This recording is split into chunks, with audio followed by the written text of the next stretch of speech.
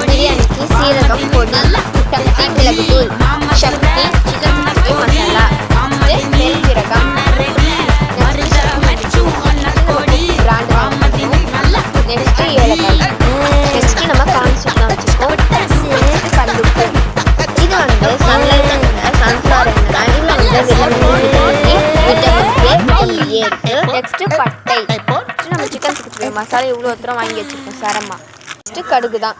Next வெந்தயம், பிரியாணி செய்கிறதுக்கு வெங்காயம், இது சாப்பாடு வடிக்க ஒலை போடுறோம்.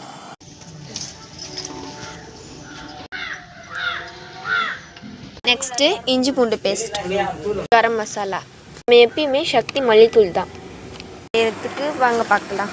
நெக்ஸ்ட்டு கிராம்பு எடுத்து வச்சுக்கலாம்.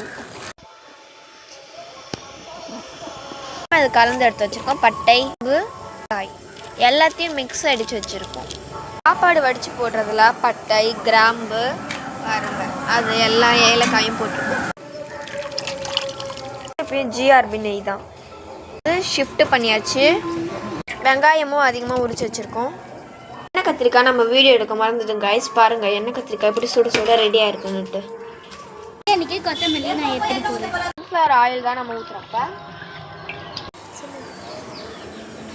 நல்லா பொரிய ஆரம்பிச்சிருச்சு. வெங்காயம் போட்டுடலாம்.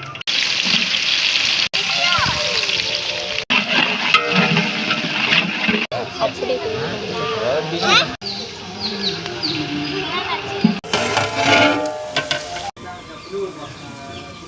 பூண்டு பேஸ்ட்டில் மிளகாயில் தான் போட்டிருக்கோம்.